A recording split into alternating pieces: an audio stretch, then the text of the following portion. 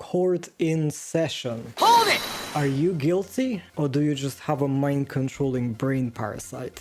Human society is built on a collection of fictions, made-up stories that allow us to function. Money, states, borders, human rights, among other things. Civilization would collapse without social constructs. And that includes things like identity, personhood, free will. These aren't strictly academic philosophical terms. They can, for example, determine whether you are to spend a number of years in prison. Take these two court cases. Both occurred in the UK within 3 years of each other. R.V. Sullivan, 1984. An epileptic man attacks his neighbor while regaining consciousness post-seizure. He is tried by jury and found not guilty due to insanity. Prosecution appeals. Epilepsy is not a mental illness, they claim, so the defense is invalid. The House of Lords upholds the original decision and affirms that, despite epilepsy being a physical disorder, it can prevent rational behavior. Broom v. Perkins, 1987. A diabetic man is tried for reckless driving during a hyperglycemia episode. Defense claims automatism, which, similarly to the insanity plea, can lead to a not guilty verdict due to a lack of control over one's actions. Though he is initially acquitted, prosecution appeals and overturns the decision. The court asserts that, since the man seemed to be at least partially in control of the vehicle, his condition couldn't be blamed for the crime. Okay, sure, but why? What's the difference? In 2002, BMC Infectious Diseases published a curious finding. Toxoplasmosis, a parasitic infection present in 30 to 60% of humans worldwide, is associated with a significantly increased risk of traffic accidents, even when the infection is otherwise asymptomatic. Later research, including a meta-analysis of 24 other publications, supports this notion. The parasite drives the risk of all manner of harmful behaviors, including self-directed actions. Well, let's say an infected person causes a traffic accident and is put on trial. I really wanted to crash my car into that ravine, yeah. Who should be convicted? The human or the Toxoplasma gondii inside of the human's brain?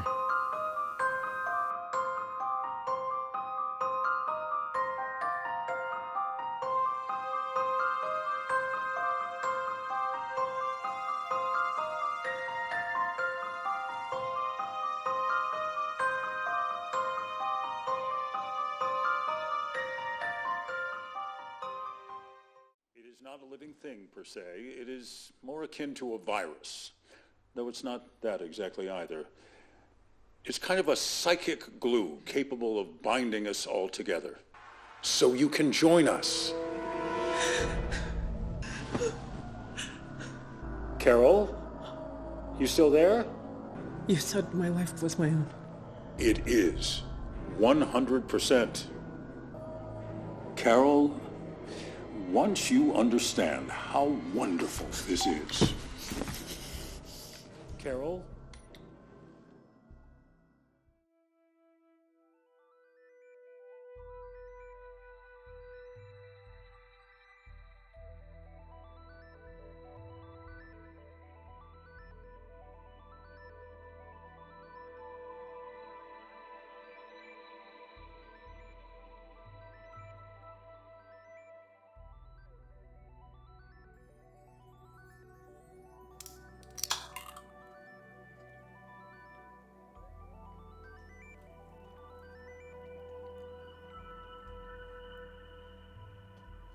Pluribus is one of my favorite watches of last year. It is a particular breed of television. Slow, contemplative, philosophical. It doesn't hold your hand or provide easy answers. The discussions surrounding the show were interesting. Some viewers thought it was boring or too confusing. Some could not deal with the unlikable protagonist, which, as the self-appointed unlikable protagonist superfan, I took personally. And many did something unexpected.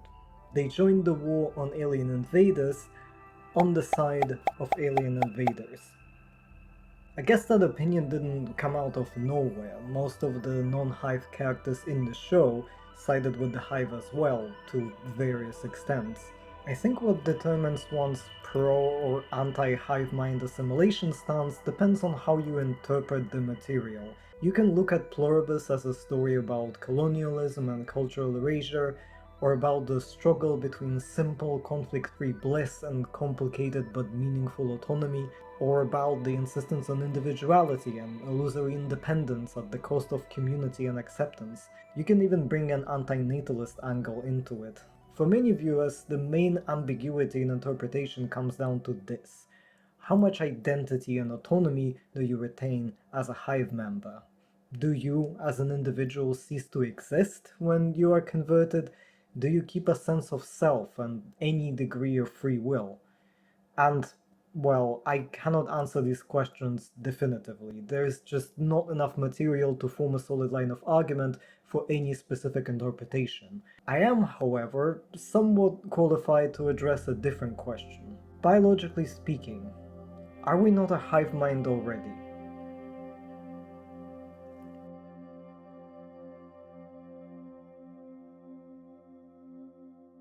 Part 1. Parasitic Mind Control.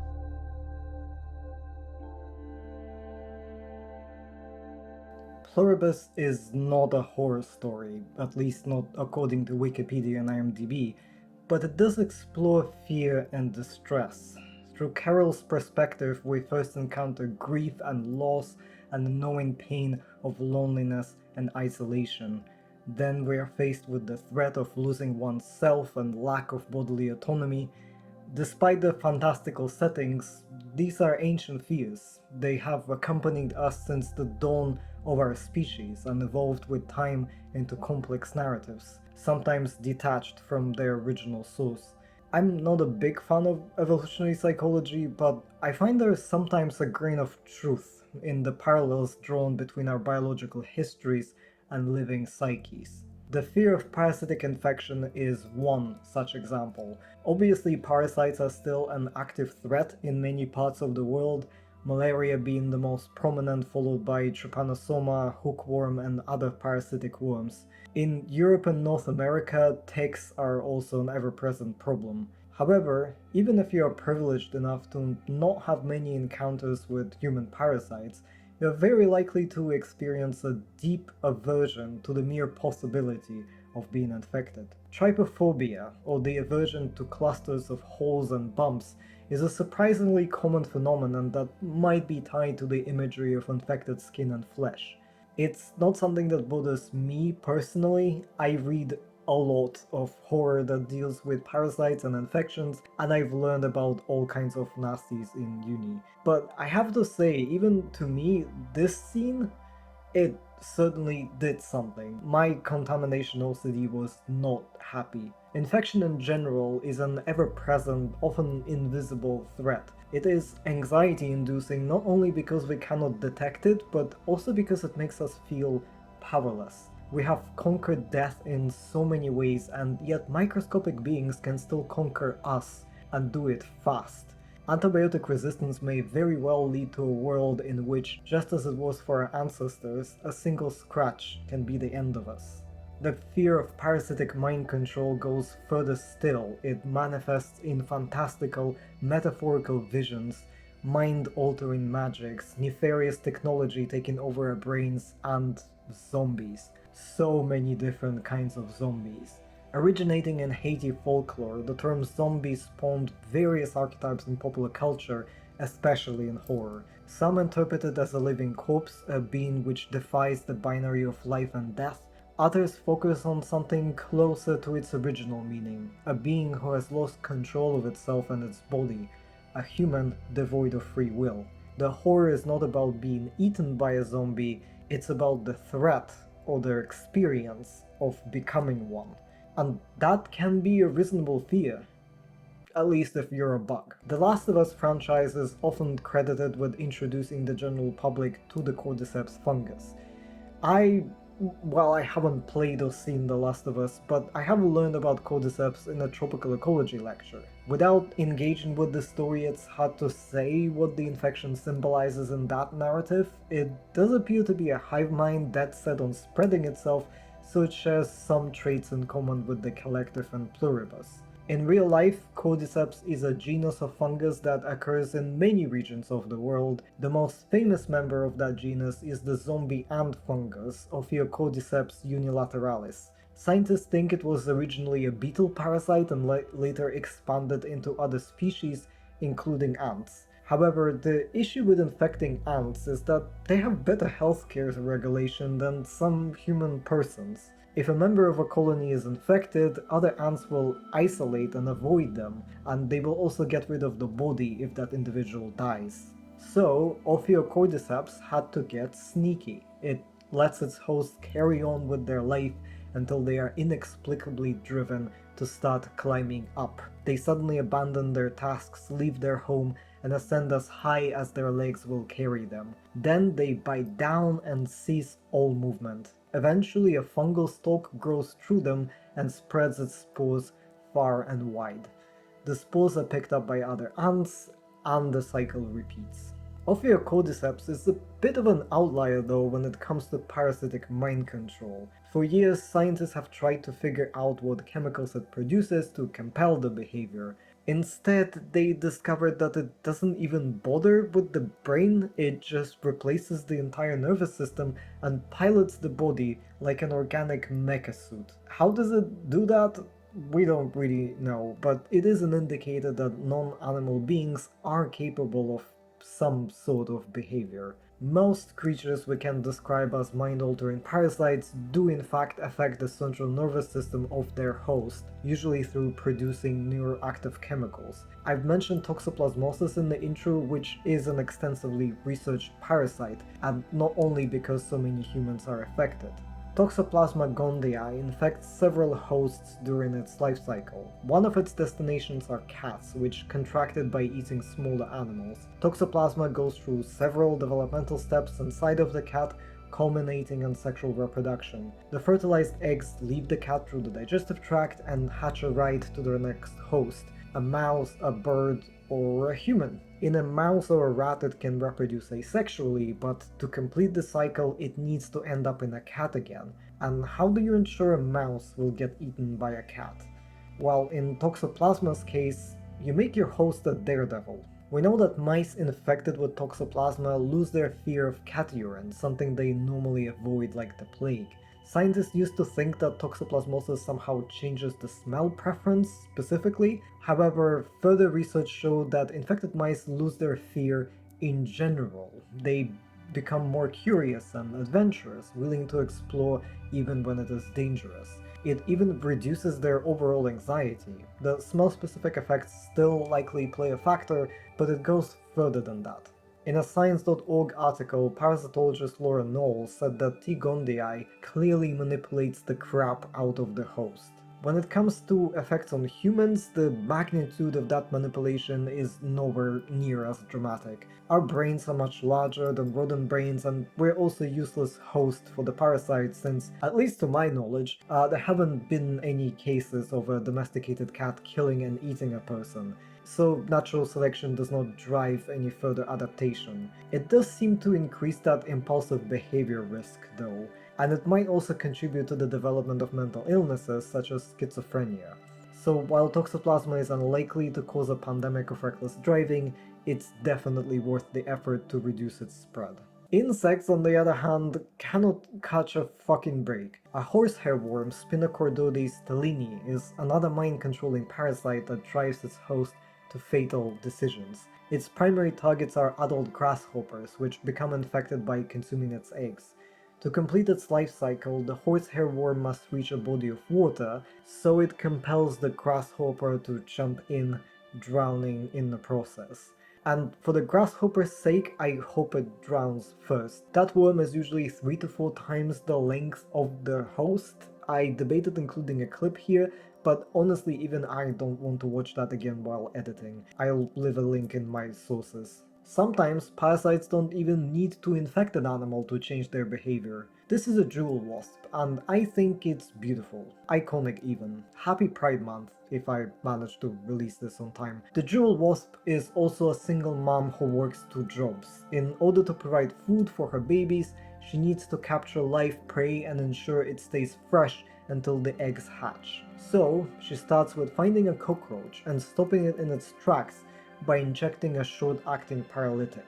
For her next trick, the cockroach must be absolutely still, so that she can deliver a venom into a specific part of its brain. The venom isn't deadly and does not prevent the cockroach from moving, but it does make it lose all desire to move. It spends about half-hour grooming, possibly as a side effect of the injection, then just gives up. The jewel wasp might snack on it a bit, after which she grabs it by the antennae and leads it into a nice little hole where she will lay her eggs.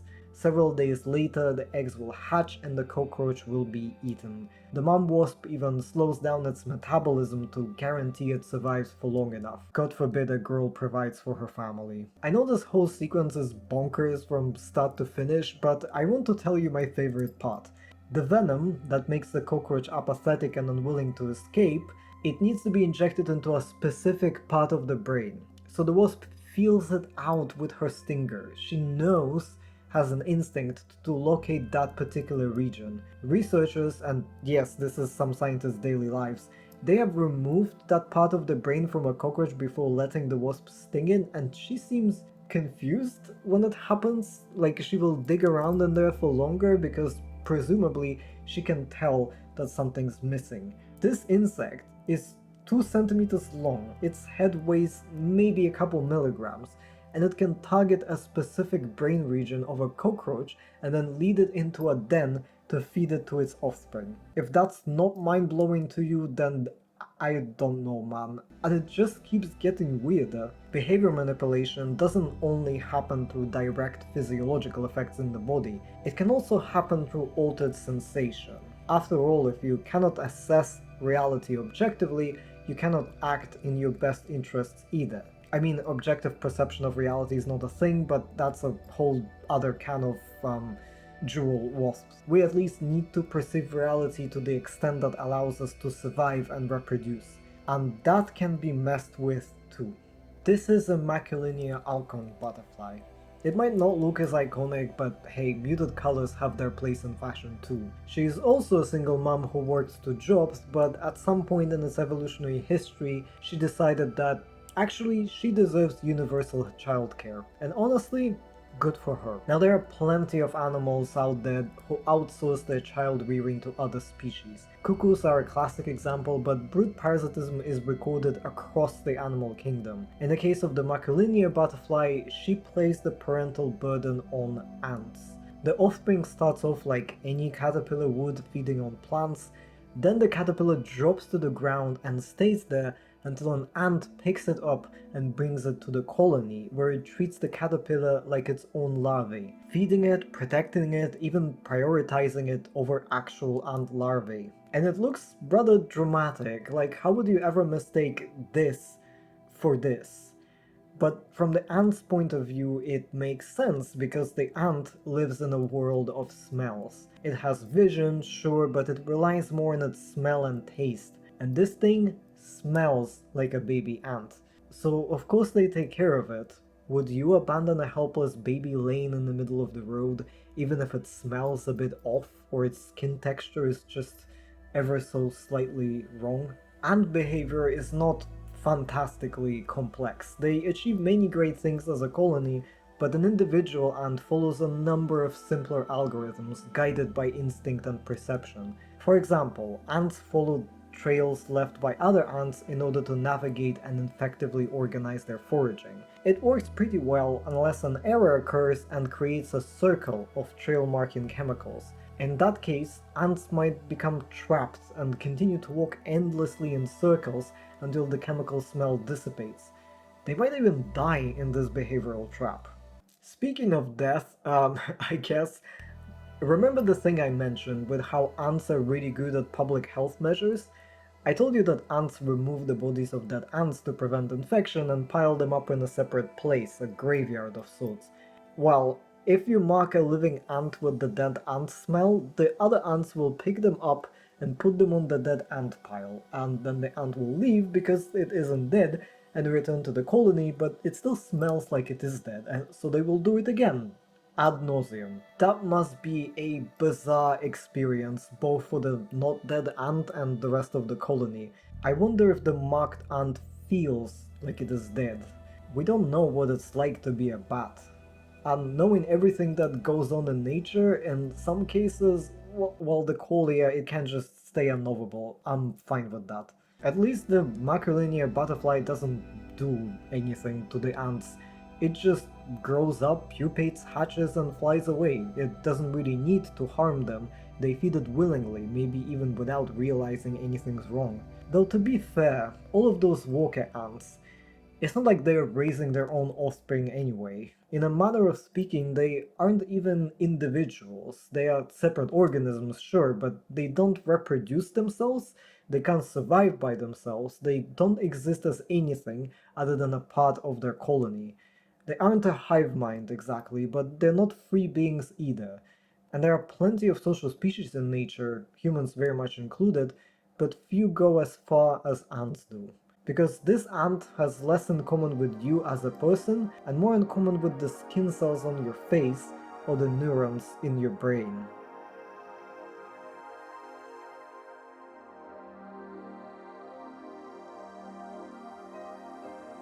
Part 2. Sacrificing oneself for many.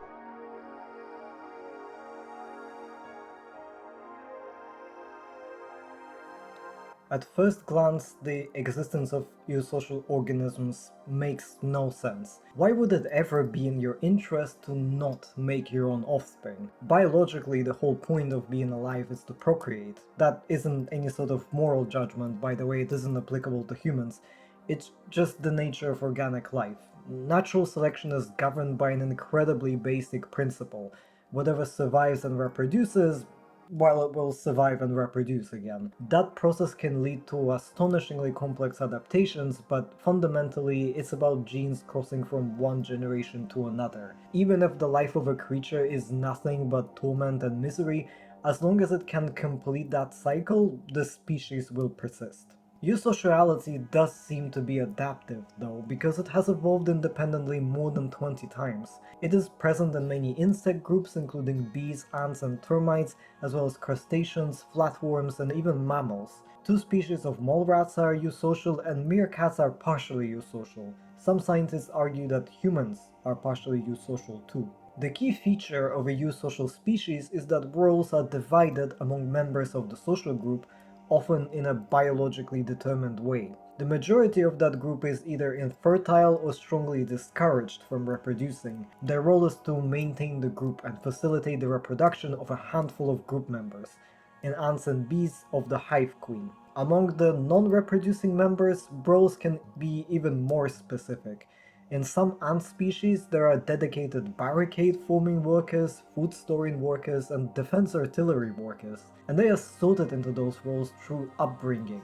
An egg in an ant colony or beehive has the potential to develop into anything until it is treated with chemicals that set it on a specific developmental path. Just as embryonic stem cells have the potential to be anything until they are prompted to become skin cells or brain cells or reproductive cells. It's epigenetics, I've talked about it in a video before. In a beehive, the majority of individuals are female workers who are all daughters of the queen and each other's sisters. Now on one hand, putting all your reproductive efforts into making more sisters, which might not even share full 50% of your genes, is a worse deal than making your own babies, which definitely have that 50%. However, in many eusocial species, including bees, this math looks a little bit different.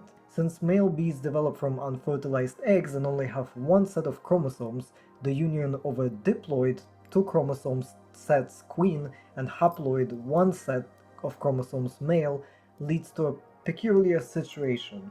These sisters share 75% of their genes. So all of a sudden, it is actually better, from the point of view of natural selection, to help make more sisters.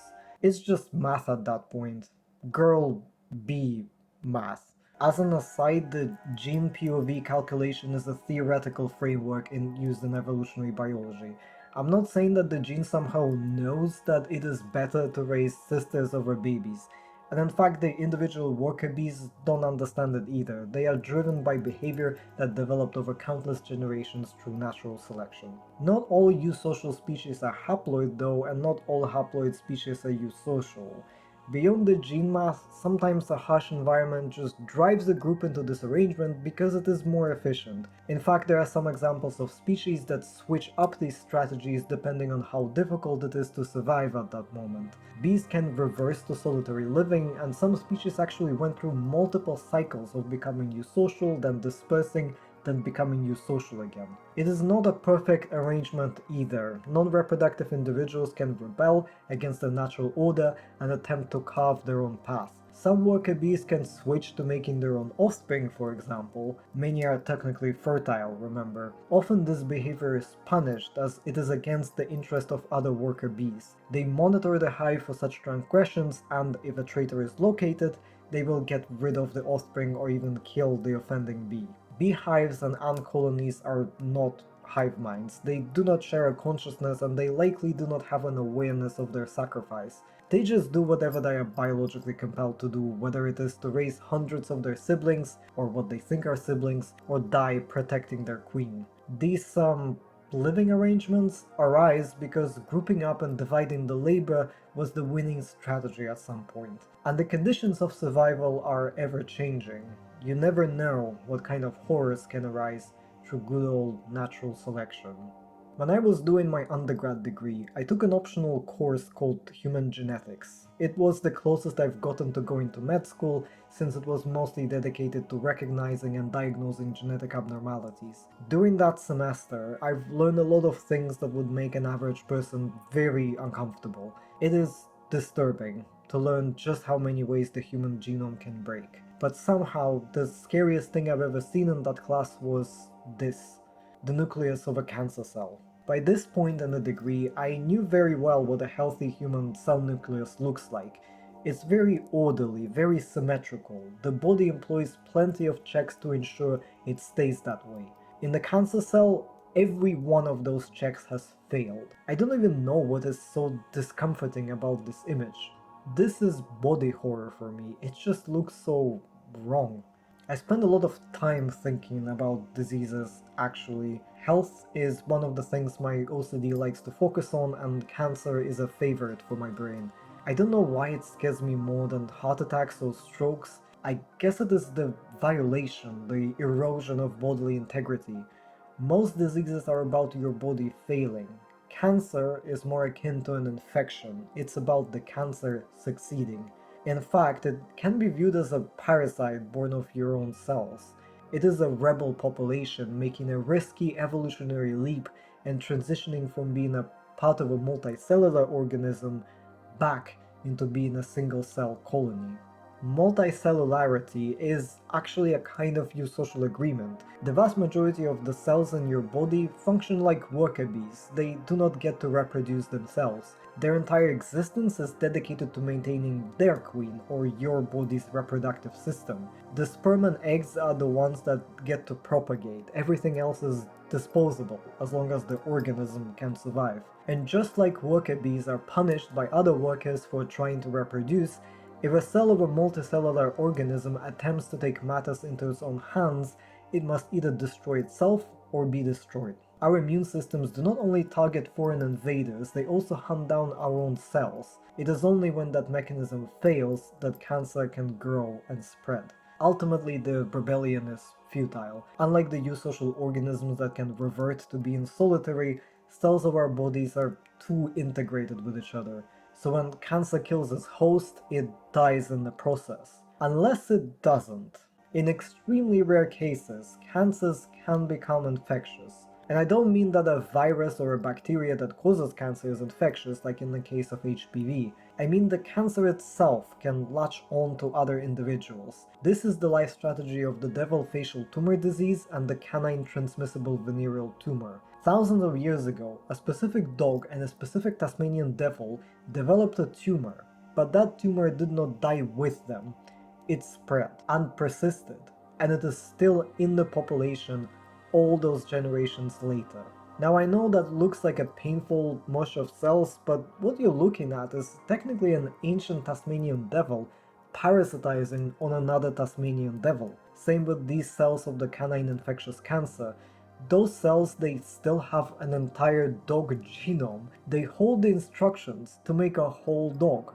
Scientists have sequenced it and they know what that dog probably looked like. I know these are abstract philosophical ideas, but like, technically this is an 11,000-year-old dog that is still alive. This is a population of cells that decided, actually, I'm done with being full on multicellular. I'm just gonna go back to semi-single life. God forbid a girl prioritizes her own happiness. And as bizarre as this strategy is, it worked. It's still working, unfortunately for other dogs and for Tasmanian devils. Really, when you know enough biology, you start to realize how blurry the line is. The line between multi and single cell, between an individual and a collective, between self and other. Huge amounts of the natural world exist in this blurry middle. Even our individual cells are not a single organism, strictly speaking. All multicellular organisms on Earth are eukaryotes, and one distinguishing feature of eukaryotes is the presence of mitochondria. No, I will not say it, move on. Mitochondria are organelles that specialize in producing energy in the form of ATP. They are not like other girls though, because they have their own DNA and they can copy themselves. Mitochondrial genes are always inherited from the biological mother, because to have a mitochondria it needs to be present in the cell already. You can't build it from your own DNA, and they don't fit into sperm, so egg cells only. It's not entirely clear how we ended up with mitochondria, but we're pretty sure it happened through endosymbiosis. Basically, at some point a prokaryotic cell captured a bacteria, probably one similar to these guys, alpha proteobacteria, and instead of digesting it, they absorbed it into their own system. And this is a process that happened many times in nature. It happened with plastids, the part of the plant cell that can photosynthesize. It happened with many other eukaryotes, sometimes in multiple instances, sometimes capturing the same organism twice. It even happens in animals, like in this adorable sea slug that can photosynthesize because of the algae it absorbs. So even a human egg cell is not one organism, it is at least 1.5, if not 2. Single-cell creatures can also assume a multicellular state temporarily. These little fuckers are possible closest relatives of sponges, the most basic multicellular creature. They do have a striking resemblance to a type of sponge cell called choanocyte, and they can form colonies to survive harsh periods. Slime molds, which are not actually molds but single-cell eukaryotes, can gather into a collective and even split roles in times of need. If the colony is existentially threatened, it can create a fruiting body with a tall stalk that will spread its spores and into hopefully better environments. And the specific individuals that end up in the stalk, they don't get to reproduce, they sacrifice themselves to the cause. Why do they do it? We still aren't exactly sure. Slime molds are a big biological conundrum, actually. They consistently achieve things that should not be possible without a nervous system. They learn, they remember, they organize themselves in such complex manners that forces you to wonder, does a hive mind even require individual points of intelligence, or is cognition itself a product of the hive mind?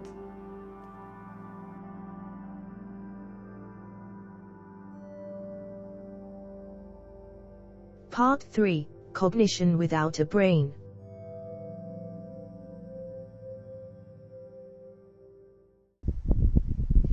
After 30 years studying flocks of birds across Britain, trying to understand how they moved in such perfect unison, Edmund Sellis came to a startling conclusion. He collected his hundreds of pages of notes, taken while observing starlings, goldfinches, rooks, terns, puffins, and more, and organized them into a book that would introduce the world to his groundbreaking theory. In 1931, that book was published. Thought Transference, or What, in Birds.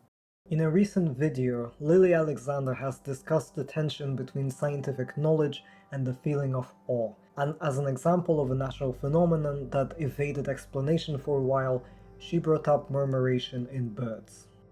This is a program written in 1986 by a guy named Craig Reynolds. He worked in CGI, and he wanted a way to model flocks of birds for movie backgrounds, that kind of thing. In order to replicate the flocking behavior that had eluded scientists for centuries, Reynolds had each bird follow 3 simple rules. 1, try not to collide with obstacles, including its neighbors. 2, try to match its neighbor's velocity. And 3, try to stay close to them. In other words, each bird sees what the birds around it are doing and makes slight adjustments. These adjustments then ripple out to its immediate neighbors, and then to their neighbors, and so on. The flock has no leader. It may not even have a plan, but a plan isn't needed. It's not just birds that do this, by the way. The core principle of simple local rules translating into complex systems is widespread in nature. Both evolution and embryonic development work this way. Natural selection is the result of unequal survival and reproduction acting on a pool of organisms with diverse genomes. An individual mutation does not create an eye out of nowhere, but it can create a light-sensitive protein that confers a survival advantage. Fast forward countless generations and the protein becomes a sensitive spot, then a simple eye, then a camera-style eye, or even a compound eye. During embryonic development, each specific cell takes cues from the neighboring cells and the environment. Homogeneous tissue becomes layers, then specialized cell types, then organs, then whole organisms. Each time you start small and you build on complexity through iteration. How does this work with organizing behavior of collectives? Well, going back to my long-suffering example, the ant colony, it is often a straightforward algorithm too. In a Substack article titled Memory as the Brain's Slime Trail, neuroscientist and science communicator Tommy Blanchard describes the way ants use environmental cues to cooperate on a task. The ants start by picking up soil and forming it into pellets for building. Then, if there is a nearby deposit of pellets, they add it to the pile. Otherwise, they just put it down wherever, which initiates a new pile. This very simple rule ensures the pillars are spaced out properly and allows ants to cooperate while building up pillars without a central plan. When the pillars are tall enough, judged adorably by whether they are taller than the ant is long, the ants start extending the top of the pillar outward to create a roof. The subsequent actions are based on the environment. You can imagine the ants following a sort of conditional statement. If there is a pellet pile nearby, then add pellets to the pile until it's higher than the length of your body. The principles governing the behavior of ant colonies are very similar to those underpinning the flawless coordination in the flocks of birds and schools of fish. In both cases, an individual follows simple rules, but the resulting group behavior is remarkably complex, and these effects can be achieved even without a single neuron present. In 2010, a team of researchers decided to give slime molds a job. Scientists have known for a while that slime molds are very efficient foragers. The little amoeba blob produces growths that stretch outward and explore the environment. When they encounter a food source, they form a stronger connection. If that food source runs out, the connection gradually weakens. Over time, the colony is able to establish a sophisticated grid which connects it to all of the food in the most efficient way. So, the researchers made a grid representing Tokyo and its surrounding major cities, with points of interest marked by oat flakes. Slime molds avoid sunlight, so light was used to simulate obstacles such as mountains or lakes. Eventually, the little blob settled into an optimal grid that connected all the oat flakes. The outline of that grid was remarkably similar to the real Tokyo network, one designed by hundreds of human specialists. Slime molds, well, they're just like that. This video is long enough already, so I won't go into further detail. Some articles and videos will be in the materials. Suffice it to say, their existence and abilities consistently challenge our understanding of cognition and intelligence, and as far as we can tell, they do it all through chemical and physical reactions without any centralized guidance. However, this is perhaps less of a surprise when we consider the organization of our own brain. Sure, our brains are enormous. They contain billions of individual neurons and trillions of connections between them, synapses. We have areas of the brain dedicated to very specific functions like speech, emotional processing, and decision making. But one specific neuron, it's not that different from a slime mold cell. I mean, it's a cell. It can form connections to its neighbors as well as receive and release neurotransmitters, and that's about it. It has only two states, firing and not firing. Put together 1,000,000,000,000 ants and they might achieve remarkable things, but the ant colony will not become a self-aware, thinking, feeling mind. So, where does our consciousness come from?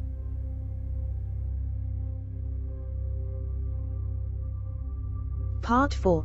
Illusory Self. What do you think your right brain wants? How should I know? It's crazy. It does things I would never do. It's mute. It can't communicate with you. Maybe you should try communicating with it. House MD is a show responsible for a number of atrocities, such as contributing heavily to my edgy atheist teenage phase, whatever that was, and persuading the public that doctors will stop at nothing to diagnose a rare chronic illness.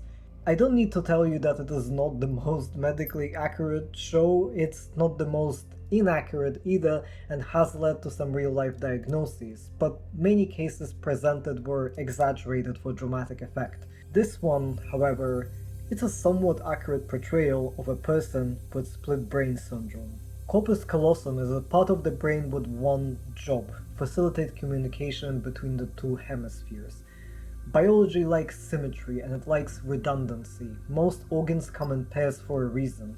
In the brain, some functions are localized to specific hemispheres, but most are duplicated on both sides.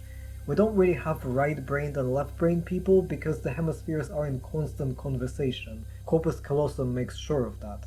However, in some very rare cases, that connectivity is a hindrance. For example, when it enables debilitating epileptic seizures. If all other treatments fail, severing the corpus callosum becomes a therapeutic necessity. Most of the time, the side effects are tolerable and vastly preferable to uncontrolled seizures. In even rarer cases, though, it leads to such a disconnect between the hemispheres that the perceived control of half the body is separated from the subjective locus of consciousness. Basically, a person feels that one side of them has a mind of its own. Still trying too hard, huh? Trying to get your other half to like me? No, don't say that, okay? I like you, which means that we shouldn't read into that. Language is one of those functions that is confined to one part of the brain, typically the side controlling your dominant arm. If you are right-handed, your language center is probably on the left, and vice versa. In a split brain, this leads to one hemisphere being unable to use speech. In a series of experiments conducted by Roger Sperry, split brain participants could not describe verbally a word shown to the side of the brain that lacked a language center.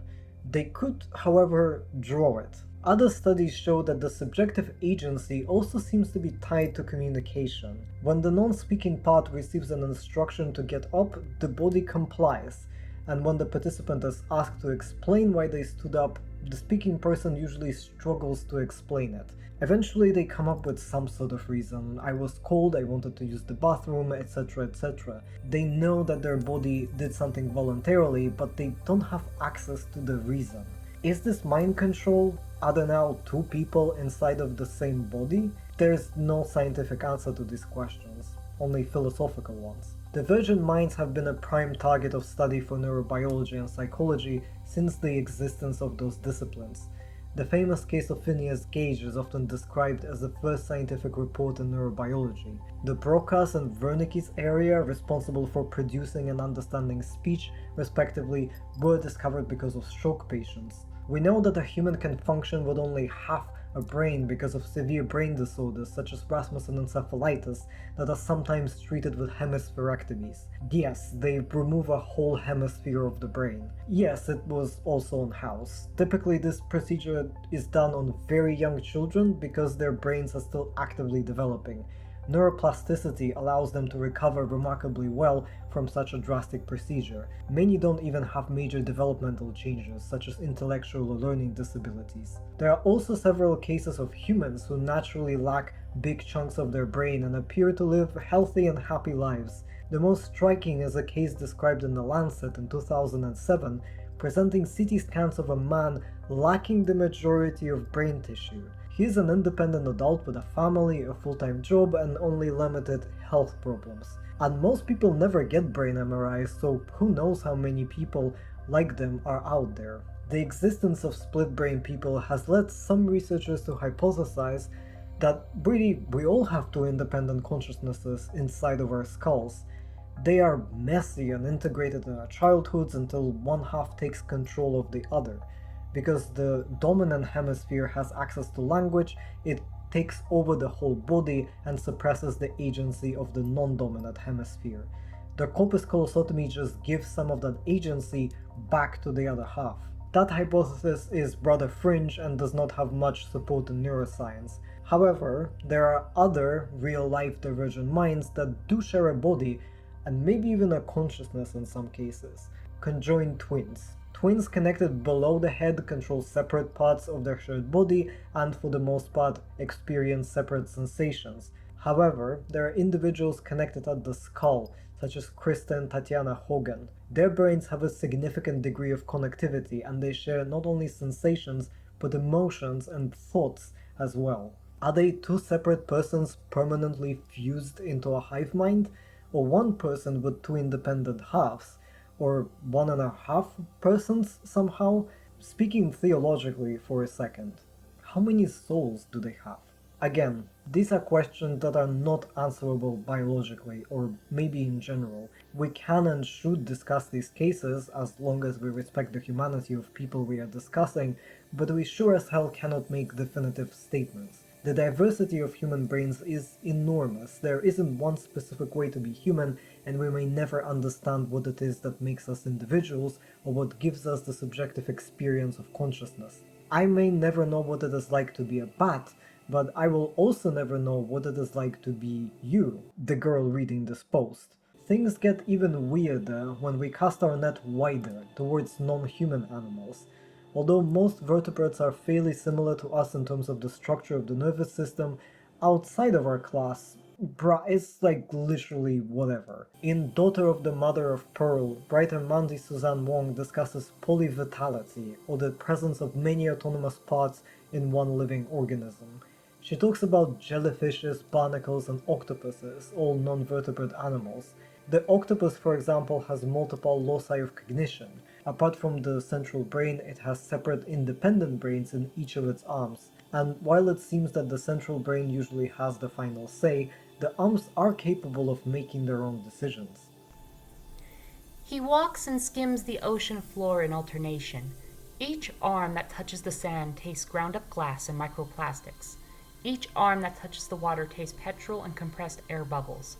For each and every vile pollutant, the octopus has his own curses.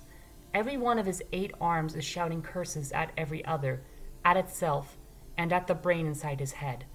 Along the neural pathways of his multi-system scampers chaos as of 8 voices, 9, for his brain is no idle onlooker, 9 voices raised in discontent. A moment is 9 moments all at once. A moment is a flood of world with 9 heads, and a world is even more simultaneous living times. Surviving a moment entails living it 9 times at the same time, each time with hypersensitive curiosity and skepticism on behalf of 9 distinct subjectivities, all of them perfectly capable of thinking for themselves and making everything more complicated. Some starfishes go even further than that. One of their arms can detach and live as an independent organism. Does it become its own separate being when it is severed from the main body, or was it always a unique locus of awareness? Does it rejoice in its freedom, or does it mourn its interconnected past? It is a starfish, a being with a limited repertoire of behaviors and perceptions, but we don't know what it's like to be a starfish either, or a severed arm of a starfish. Really, we can't even stop at animals when it comes to divergent minds, because cognition and awareness are all relative terms. There's likely no binary on and off switch when one being is conscious and the other is not. It is rather a spectrum, a drawn out sliding scale where a particular being might not be able to suffer or experience pain or be aware, but might still possess something we could describe as cognition. Fungi are known for existing within a massive network of interconnected individuals. The largest organism on Earth might be the giant fungal network, the Armillaria ostoi growing on Oregon. While we should be very cautious when applying words such as perceives, communicates, understands, and so on to them, we cannot deny that these mycorrhizal networks react to their environments and transmit signals across the system. Plants can also form vast networks of roots underground, sometimes also combined with mycorrhizal systems. Some plants exhibit targeted movement or alert their neighbors of environmental dangers. Again, we don't have any indications that they feel, but they do react. Fairly simple biochemical loops can lead to striking results, and non-animal beings like plants and fungi are massively understudied. Who knows what else we will discover with further research. At some point, we will also need to answer another question. Can a machine be conscious?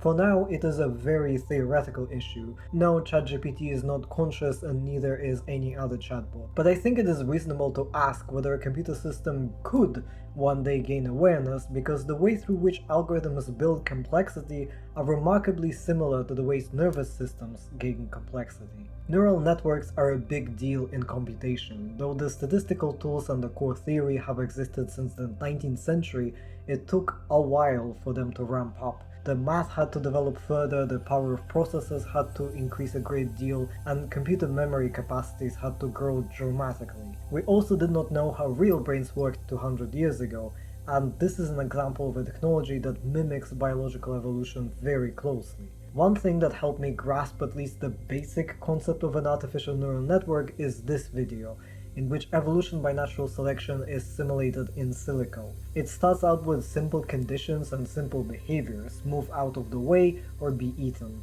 It then gradually complicates the survival criteria, which drives the development of a teeny tiny artificial brain. What it demonstrates is the reality of every neural network evolution. While the rules are easy to understand at the beginning, they soon reach the point of complexity that a human cannot easily untangle. Let's try bigger brains. Let's give them 32 genes, which allow them 32 neural connections, and let's let them use up to 5 internal neurons. These bigger brains let them evolve quicker. They have better mental capacity to allow them to find a solution that works. And if you're a programmer and you're used to neural networks, you know this phenomenon where a neural network solves some problems, but it's hard for us humans to intuit just exactly how it works. Let's go to more extremes and run this again with a genome of 1,000 genes, allowing 1,000 neural connections and up to 127 internal neurons. We're up to 93% survivors or reproducers. That's the best yet. Their bigger brains give them a distinct advantage. In this colony, there are many different strains, as you can tell by the different colors. The majority of them have brains that are wired up more or less like this, and this is definitely too complex for a human being to understand how it works. Looking at this diagram does not tell us much about how the little cells accomplish the behavior. We know that they can do it, but not the precise steps they use to get there. This is true of all LLMs, really. We can suggest hypotheses and test them, we can measure the success rate of a chatbot model on a task, and we can even try asking it to explain its own process. But at the end of the day, it is a kind of a black box. It's this, but 1,000, 1,000,000 times more convoluted. And because these processes are an almost one-to-one reflection of our own brain's work, well, we cannot exclude the possibility that they could be constructed in such a way to have an internal state. Not chatbots, because they aren't built to perceive or understand or think, but some other model, grown through an artificial neural network? Maybe. I'm not tremendously well read on this topic, but I know how strange biology is, and this, well, frankly, this is also strange as fuck. From what I could gather, there doesn't seem to be a consensus on whether computers could one day have qualia. Perhaps this is a rabbit hole for me to fall down later for another video. To be fair, there isn't a consensus on the origins of human consciousness either, not in philosophy and not in neuroscience. We have rejected some options, but it seems that we do not have enough technology now to identify the winner. We're fairly certain that there isn't one specific region of the brain that creates a conscious experience. Scientifically, we also do not have any evidence for the existence of a soul that is separate from our brains, though philosophically and spiritually we can still discuss these ideas. it is likely that consciousness is an emergent property of the nervous system, or something that is bigger than the mere sum of its parts. It is unclear whether self-awareness is adaptive or if it's a side effect of a complex brain. It might give an advantage to long-term planning and social awareness, but that is not super clear. In some cases, the knowledge of one's own impending death is the opposite of adaptive. Or maybe consciousness is an illusion, or maybe all matter is conscious down to the atoms and subatomic particles. Just pick your favorite, I guess. Ego death is the state of losing the subjective perception of being an individual. It is usually achieved through the use of substances such as psychedelic drugs. Some naturally altered brain states can lead to ego death too, and research is starting to identify molecular markers of the process. Outside of neuroscience, this term is mostly discussed in religion, spirituality, and philosophy or psychoanalysis. The clinical existence of ego death tells us that human cognition and awareness are possible without the sense of self, and that alone can be an earth-shattering discovery. Throughout this video, I have attacked the concept of autonomy and self-identity from every possible angle. Yes, a lot of it was about bugs. Bugs are really cool, okay? Everyone loves insects. I don't. They're fascinating. So I don't even need an excuse to talk about them, but hopefully I have demonstrated how fragile our concept of identity really is, how our awareness and behaviors can be changed, often without our knowledge, how the dichotomy of individual versus collective is blurry and fluid in biology, how many different kinds of brains and models of cognition there are, and how these topics are all just chock full of ambiguity and uncertainty. Many of these facts and questions might be disturbing, unsettling, or deeply uncomfortable to consider. They aren't to me, for the most part, but I read a lot of horror and a lot of biology stuff too, so I'm pretty desensitized. However, I didn't want to end on a spooky, scary, or depressing note. I think all of this is fascinating, and I also think that a lot of positivity and meaning can be drawn from this knowledge. Ego death is a major spiritual goal for many religious practices such as Buddhism, some branches of Christianity and Islam, and in Jungian psychoanalysis. The neurological experience of ego death is also associated with positive outcomes for many. It can be immensely spiritually healing or even contribute to the mental health benefits of psychedelics. Like, we have real data that LSD can help with treatment-resistant mental illness. Does the ego death cause these improvements? Probably not on its own, but the feeling of being one with the universe is a life-changing experience for many. You might be deeply disturbed by the idea of losing your sense of self and fusing with a joint consciousness. And yeah, being absorbed into a hive mind, especially against your will, can be a stand-in for many upsetting and very real things. Conversion therapy, loss of cultural identity, colonialism, groupthink. All these and more are often explored in hive mind or parasitic horror and sci-fi, not only in Pluribus. You can check some books exploring these ideas in the Substack post I published recently. However, hive minds can also symbolize something positive. Community, empathy, solidarity, connection to something bigger than yourself. I think I have a better idea now about why some people defend the hive mind in Pluribus. If you're so accepting, then what about what you're trying to do to me now? Make me just like you, even though you know I do not want that. You want to change us too, don't you? Don't you just ask if it's possible? Sociobiologists disagree on whether humans can be considered a partially eusocial species. We do have some traits that point in that direction: extremely communal child rearing, engagement of other generations, and countless cultural practices in which non-related members of the group raise the children. However, we do not have biological hierarchies and specific reproductive versus non-reproductive members of the species. I would also not agree with anyone calling human society a hive mind, even now in the age of the internet. The degree of communication between us is really not that good, despite how amazing our language is, and it breaks down even more because of cultural barriers, language barriers, incompatible communication styles, and neurodiversity, and just lack of desire to find a common ground. I think being close to other people is something we really crave though, especially now when subjectively it feels like we're getting more disconnected and alienated.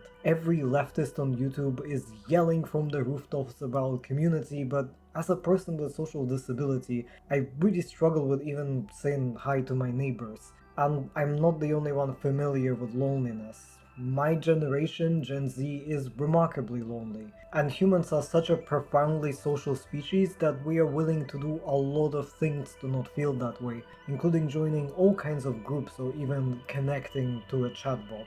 When I was reading through some discussions in which people defended the hive and pluribus, I noticed that their motivations were usually along the lines of choosing the lesser evil. Basically, people are tired and hopeless and pessimistic. We stop liking our own species very much, and it's easy to see why. Compared to our current circumstances, such an absolute unity between people might seem like a purely positive development. Even knowing that the hive is likely to die out, one might prefer a peaceful exit rather than a violent one. The fact that our protagonist in many ways symbolizes some of the worst qualities present in a hyper-independent, individualistic society doesn't help.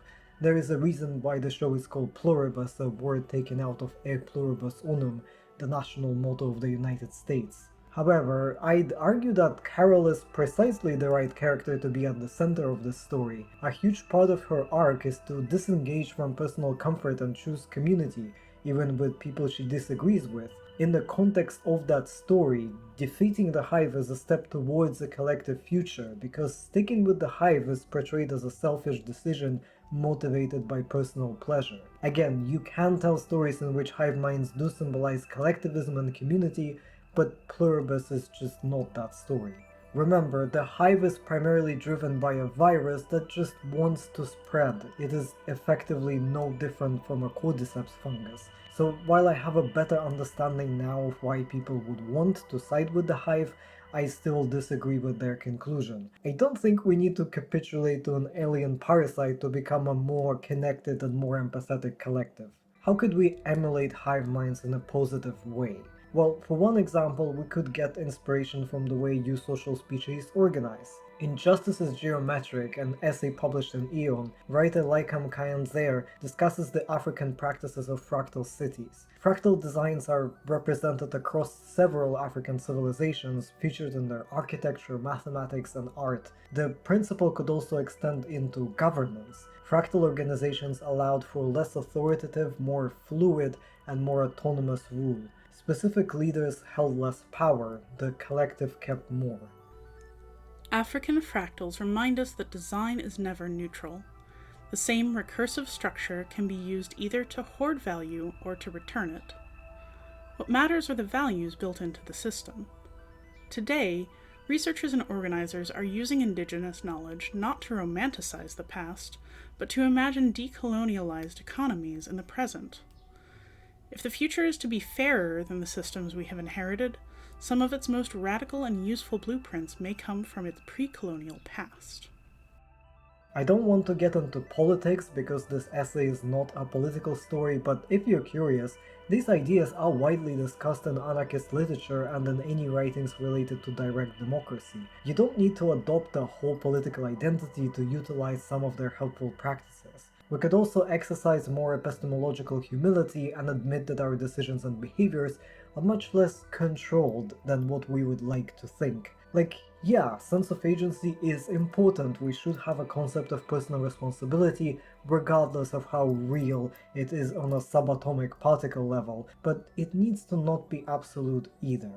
I ain't getting into free will again, at least not for now, but you don't even need to agree with me about free will to find value in this argument. Like with the court cases I brought up at the very beginning, in a society where we have restorative justice and rehabilitation instead of punitive justice, it wouldn't matter to such a great extent whether the human or the toxoplasma is responsible, because no one is getting punished. Instead, we would try to identify the cause and address it in whichever way we can. Treat the infection and get the person the right tools and resources to deal with their impulsivity, and make them a key part of the restorative justice process. Help them find ways to mitigate the harm that resulted from their behavior in whatever way they can. I mean, when you accidentally bump into someone and make them drop their stuff, hopefully you are not ruminating on which specific neurological process led you to it. You're just apologizing and helping them pick the stuff up. And of course this is vastly more complicated in practice. Intentions do matter in any system of justice, and we will always need to set and enforce rules of community living. But we also need to be much more comfortable with the uncertainty and fuzziness and blurry boundaries of our identities. In many ways, we really are the sum of the handful of people we spend the most time with. We adopt their values, subconsciously copy their mannerisms, we are affected by their feelings, and we shape each other's vocabularies and we define each other's identities. Just think of all the inside jokes you have with whoever is closest to you. It's not a hive mind, but it is a network of unity that only you get to share. So if you're going to take only one thing from this video, let it be this.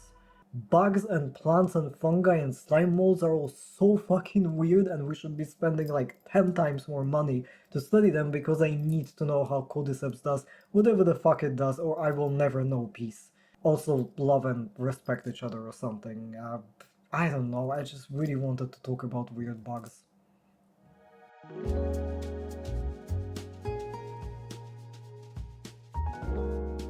Hi, so as usual, this was supposed to be a shorter, easier video that spiraled out of control. I am so sorry, but when I start yapping about biology, I cannot shut up. Thank you massively for sticking till the end. I genuinely really care that someone enjoys these videos because it makes me feel useful. My abilities to make the world better are kinda limited, and this is how I try to accomplish something positive. Anyway, I have recently decided that I want to do this whole video essay and writing and just being creative thing as my job.